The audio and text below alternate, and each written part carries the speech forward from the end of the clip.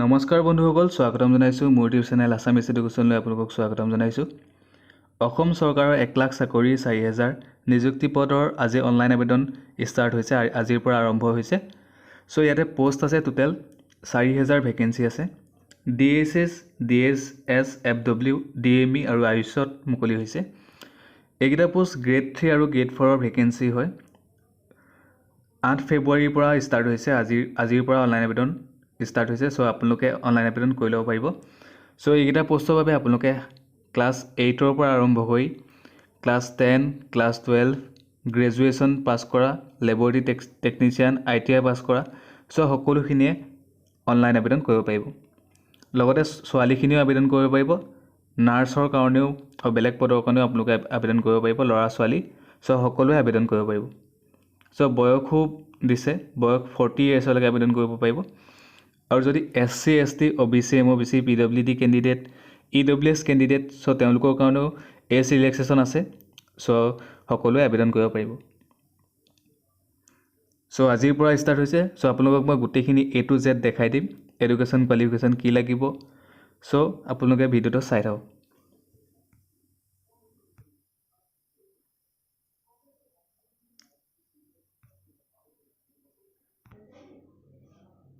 এইটো এডভাৰটাইজমেণ্ট আহিছে DSSৰ ফালৰ পৰা, ডাইৰেক্টৰেট অফ হেল্থ ছাৰ্ভিচ আছামৰ ফালৰ পৰা।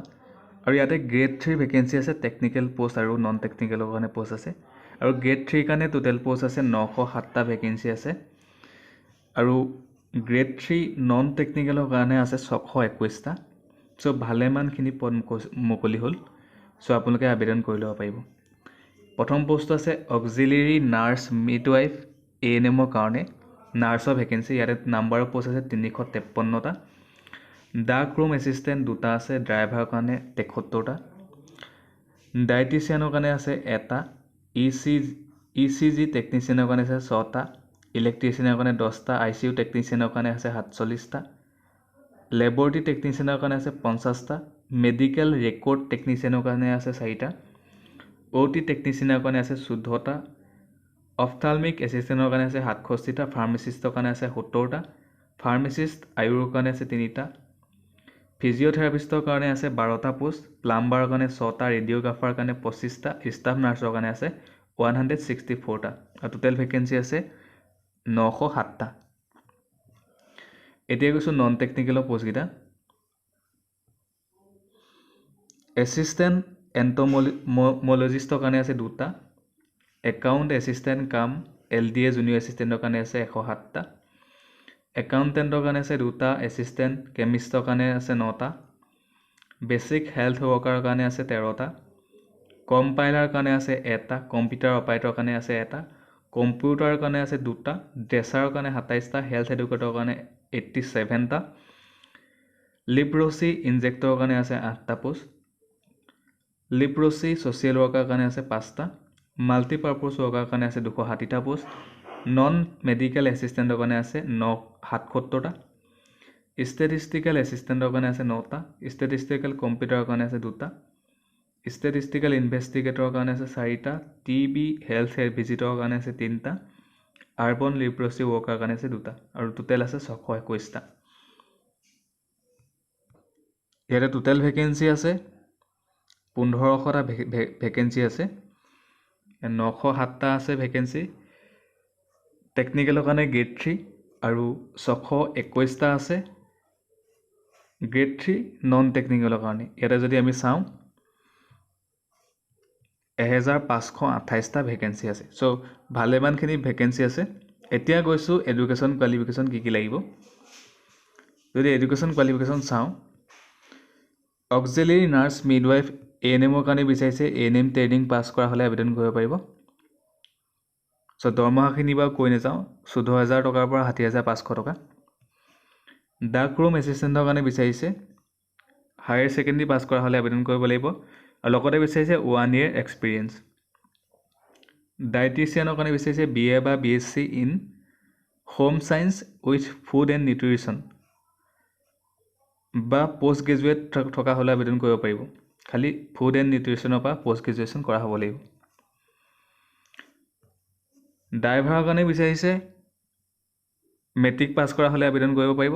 লগতে বিচাৰিছে LMV লাইসেন্স থাকিব লাগিব LMV লাইসেন্স থাকিব লাগিব তেতিয়া আবেদন কৰিব পাৰিব ECG টেকনিচিয়ানৰ কাৰণে বিচাৰিছে হায়াৰ সেকেন্ডাৰী পাস কৰা হলে আবেদন কৰিব পাৰিব কিন্তু সায়েন্সৰ পৰা পাস কৰা হ'ব লাগিব লগতে বিচাৰিছে ডিপ্লোমা থাকিব লাগিব ECG টেকনিচিয়ানৰ ডিপ্লোমা বা কোৰ্স কৰা হ'ব লাগিব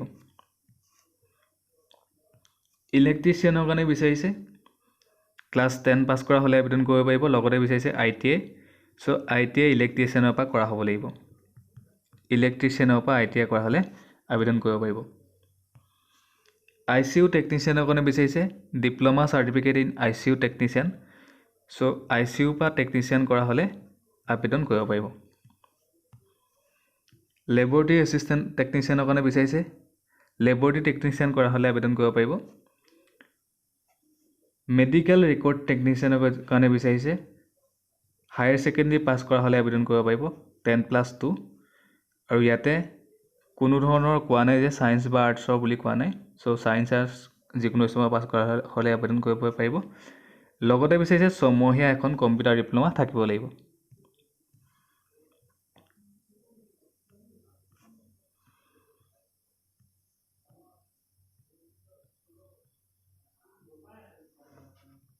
OT টেকনিচিয়ানৰ কাৰণে বিচাৰিছে OT টেকনিচিয়ান ডিপ্লোমা সাৰ্টিফিকেট থাকিব লাগিব অফথালমিক এসিস্ট্যান্টৰ কাৰণে বিচাৰিছে হায়াৰ সেকেন্ডাৰী পাস সায়েন্সৰ পৰা পাস কৰা হ'ব লাগিব লগতে অফথালমিক টেকনলজিৰ পৰা ডিপ্লোমা কৰা হ'ব লাগিব ফাৰ্মাচিষ্টৰ কাৰণে বিচাৰিছে ডিপ্লোমা ডিগ্ৰী ইন ফাৰ্মাসী বা ডিপ্লোমা বা ডিগ্ৰী থকা হলে কৰিব পাৰিব ফাৰ্মাচিষ্ট আয়ুৰৰ কাৰণে বিচাৰিছে degree in pharmacy Ayur from government recognised ইনষ্টিটিউটৰ পৰা পাস কৰা হলে আবেদন কৰিব পাৰিব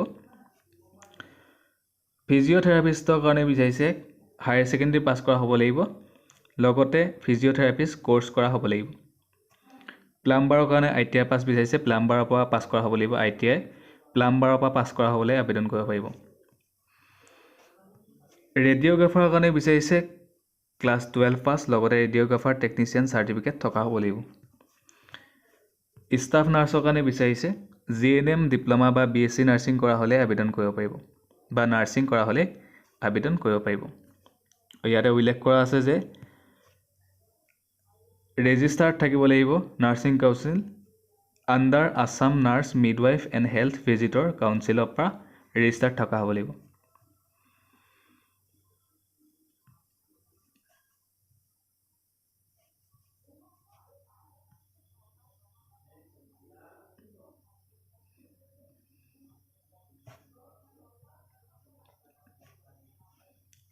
ষ্টেটিষ্টিকেল ইনভেষ্টিগেটৰৰ কাৰণে বিচাৰিছে গ্ৰেজুৱেশ্যন ডিগ্ৰী পাছ কৰা হ'ব লাগিব গ্ৰেজুৱেট ডিগ্ৰী ইন মেথমেটিক্স নতুবা ষ্টেটিষ্টিকৰ পৰা পাছ কৰা হ'ব লাগিব লগতে বিচাৰিছে ছমহীয়া এখন computer diploma TB health visitor কাৰণে বিচাৰিছে গ্ৰেজুৱেট হ'ব লাগিব টিউবাৰকুলোচিছ হেল্থ ভিজিটৰৰ পৰা কোৰ্স কৰা হ'ব লাগিব আৰবন লিপ্ৰচি ৱৰ্কাৰ কাৰণে বিচাৰিছে হায়াৰ সেকেন্ডাৰী পাছ আৰু লগতে বিচাৰিছে এখন ছমহীয়া কম্পিউটাৰ ডিপ্লোমা থাকিব লাগিব 10+2 আৰু লগতে ছমহীয়া এখন কম্পিউটাৰ ডিপ্লোমা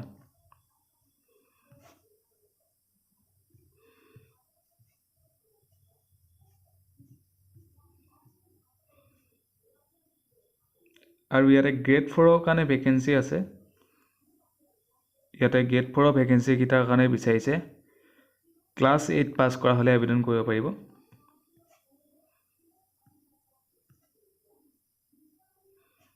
গ্ৰেড 4ৰ ভেকেন্সি আছে ইয়াতে চকীদাৰৰ কাৰণে আছে 114টা কুকৰ কাৰণে আছে 18টা ইলেক্ট্ৰিকেল হেল্পাৰৰ কাৰণে আছে 4টা ফিমেল এটেন্ডেন্টৰ কাৰণে 39টা এইকেইটা পোষ্টৰ কাৰণে ক্লাস 8 পাস কৰা হলে আবেদন কৰিব পাৰিব ফিল্ড ৱৰ্কাৰ কাৰণে আছে 24টা গ্ৰেড 4ৰ কাৰণে 402টা ইনসেক্ট কালেক্টৰ 9টা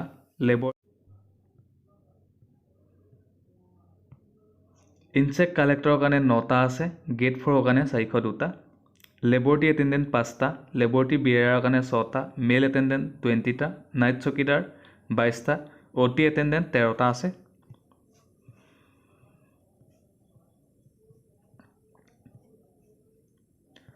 OPD এটেন্ডেন্টৰ কাৰণে আছে 14টা আউটডোৰ কাৰণে আছে 1টা পিয়নৰ কাৰণে 160টা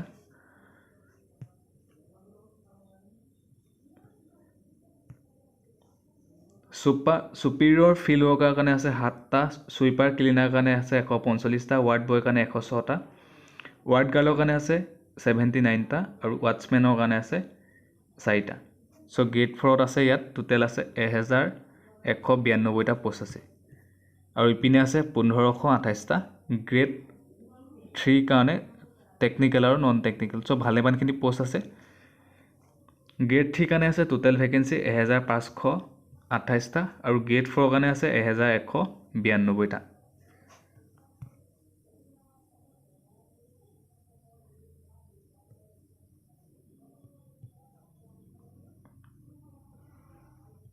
টোটেল ভেকেঞ্চি আছে 2720টা। চ' গ্ৰেড 4 গ্ৰেড 3 মিলাই। চ' গ্ৰেড 4ৰ কাৰণে ইয়াতে বিচাৰিছে ক্লাছ 8 পাছ কৰা হ'লে আবেদন কৰিব পাৰিব আৰু লগতে বিচাৰিছে ইলেক্ট্ৰিকেল হেল্পাৰ, লেবৰেটৰী এটেণ্ডেণ্ট আৰু OT এটেণ্ডেণ্টৰ কাৰণে ট্ৰেইনিং বা এক্সপিৰিয়েঞ্চ চাৰ্টিফিকেট থকা হ'লে আবেদন কৰিব পাৰিব। এজ লিমিট দিছে ইয়াতে, বয়সৰ সময়সীমা দিছে।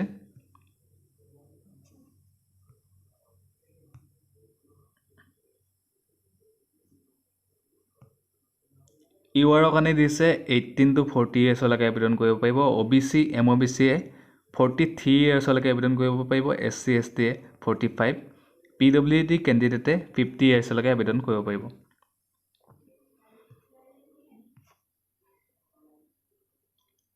আৰু গ্ৰেড 4 ভেকেঞ্চিকেইটাৰ কাৰণে বিচাৰিছে বয়সৰ সময়সীমা।